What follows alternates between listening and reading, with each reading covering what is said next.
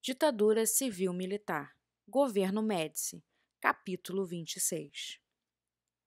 Na aula de hoje, nós vamos estudar o período do governo militar, que vai de 1969 até 1974, sobre o governo do presidente Emílio Médici. Bom, durante esse período, Médici ele assume com a postura de mais um linha dura, ou seja, mais um militar radical, e o seu período de governo é considerado o período mais violento da ditadura, chegando a ser chamado de os anos de chumbo. É nesse período também que vai surgir a luta armada. E o que vem a ser a luta armada? Bom, os movimentos de esquerda, de oposição ao governo, eles vão defender que é necessário, para combater o governo, a população pegar em armas. Então, não basta apenas fazer passeatas e protestos pacíficos. Segundo esse grupo, que é uma ala mais radical dos movimentos de esquerda, entende que para haver uma mudança de governo e uma revolução somente com o uso de armas. Então, tem que deixar bem claro, não é toda a oposição que vai aderir a esse movimento da luta armada, não é todo mundo que tem esse entendimento, mas é uma ala mais radical da esquerda que, além de querer tirar os militares do governo, também vai querer implantar uma revolução socialista no Brasil. E isso somente com o uso de armas. E esses grupos da luta armada, eles vão surgir tanto nas cidades como nos campos. Então a gente tem, na área urbana, a gente tem as guerrilhas urbanas e eles atuavam principalmente através de sequestros e assaltos a bancos, porque com isso, com essas ações, eles conseguiam dinheiro para comprar armas. Dentro desses grupos, nós podemos destacar a ALN, que é a Aliança Nacional Libertadora, a VAR, Vanguarda Armada Revolucionária, e a gente dá um destaque para esse grupo porque ele era formado por militares, de esquerda, e o MR8, que é o Movimento Revolucionário 8 de Outubro.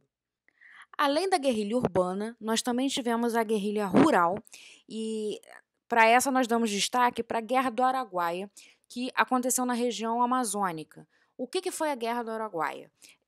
Esses guerrilheiros da luta armada foram para os campos e ali eles começaram a fazer amizades com os camponeses para conquistar a confiança desses camponeses. E uma vez conquistada essa confiança, eles começaram a convencer esses camponeses a lutar pela causa deles. Então começou a armar e a politizar esses camponeses e aí para que eles aderissem a essa guerra.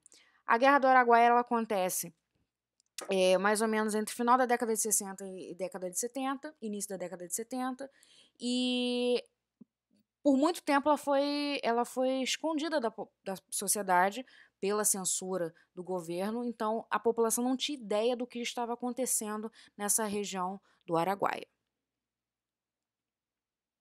Bom, ainda no governo de Médici, é um governo em que ele vai apostar muito no aparato ideológico, principalmente em slogans para incentivar a população brasileira a acreditar nas melhoras do Brasil e principalmente na atuação do governo. Então, slogans como "Você constrói o Brasil", "Ninguém segura esse país", "Brasil, conte comigo", "Brasil, ame-o ou deixe-o", eram muito divulgados nesse período. O auge dessa campanha publicitária é a Copa de 70 com o tricampeonato brasileiro, quando o Brasil ganha o tricampeonato. E aí a vitória da seleção brasileira é, de uma certa forma, a vitória da nação brasileira, do governo brasileiro. Então, o governo aproveita esse momento de grande euforia da sociedade para embarcar, pegar uma onda nesse sucesso e também aliar o seu governo a esse sucesso. É como se o governo está dando tão certo que até a Copa do Mundo o Brasil estava ganhando. Era mais ou menos essa ideia, né? Então vem com a ideia do pra frente Brasil. E, em contrapartida, as torturas e a repressão são sufocadas pela euforia da ideia do milagre econômico, porque a economia estava melhorando e esse sucesso do Brasil na Copa. Então, meio que o que acontece até os dias de hoje, um exemplo muito clássico que a gente teve, foi agora na Copa de 2014 aqui no Brasil, quando, em meio a tantos protestos contra o governo, a gente ainda viveu essa euforia de sediar a Copa do Mundo, que infelizmente acabamos perdendo. Então a gente tem aí os slogans Brasil, ame ou deixe. E aí o que significa esse amar ou deixar? Ama, o que significa amar? É aceitar o governo está aqui. Se você não aceita, sai, mete o pé. Você tem que sair do país. E o ninguém mais segura esse país, que era mais voltado para a Copa do Mundo. Aqui nós temos a imagem da seleção brasileira dessa época, a imagem de uma revista celebrando a vitória do Brasil na Copa. E aqui a gente tem a letra da música, da musiquinha que ficou muito famosa nesse período da Copa. Então, 90 milhões em ação, pra frente Brasil do meu coração. Todos juntos vamos pra frente Brasil, salve a seleção. De repente é aquela corrente pra frente, parece que todo o Brasil deu a mão. Todos ligados na mesma emoção. Tudo é um só coração. Ou seja, esquece torturas, esquece censura, esquece tudo. Vamos pensar no futebol. Bom, nesse momento também o Brasil passa a ser conhecido pelas grandes obras públicas, que eram chamadas de obras faraônicas. Que obras são essas? Eram obras grandiosas e acabavam envolvendo o grande gasto de dinheiro, né? Para que construir, fazer essas construções enormes num governo de ditadura? Era justamente para mostrar tanto para a sociedade brasileira como para o mundo, como esse governo estava dando certo, ao ponto de fazer obras tão grandiosas. Então, vão ser construídas hidrelétricas, rodovias, pontes e várias outras obras grandiosas. E, consequência disso, é o gasto de dinheiro. Tínhamos dinheiro para fazer tantas obras? Claro que não. Como é que a gente arranja? Pedindo emprestado. Então, entre 1967 até 72, a nossa dívida externa atinge a casa dos 10 bilhões de dólares. Então, uma das grandes consequências desse governo militar é o crescimento exorbitante da nossa dívida externa. A gente teve que pedir muito dinheiro emprestado para fora para poder pagar, custear esses grandes gastos.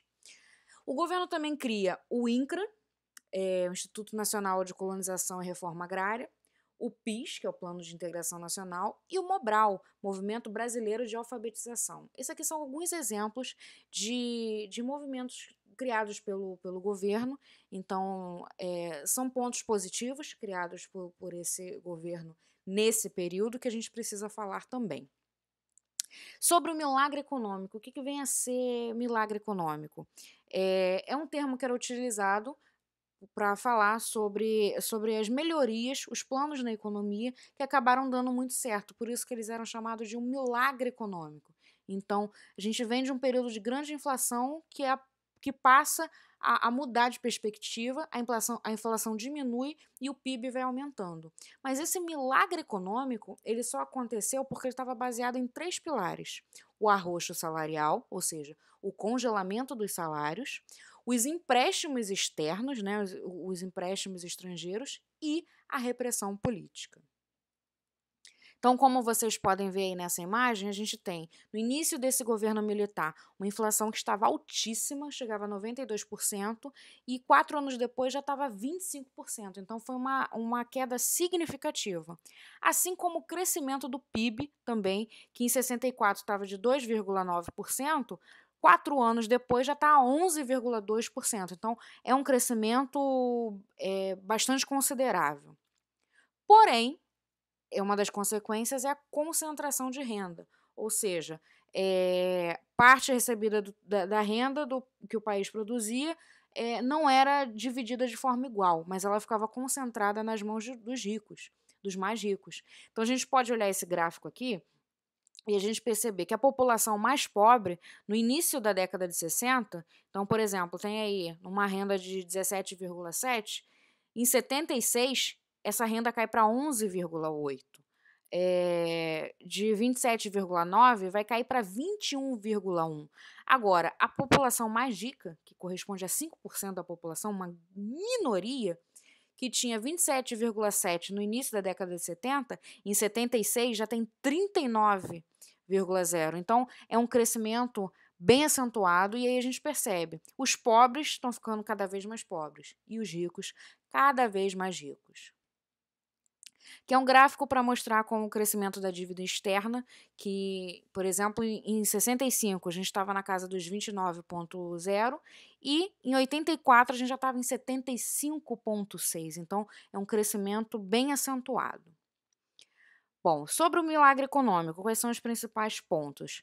É um grande crescimento da economia, uma inflação moderada, uma modernização de indústria de base, de bens de consumo duráveis, das telecomunicações, na produção de energia, ampliação e criação de empresas estatais como mineração, petróleo, petroquímica, aço, eletricidade, comunicações, investimentos estrangeiros, principalmente das multinacionais. Então, tudo isso estava sendo gerado pelo milagre econômico.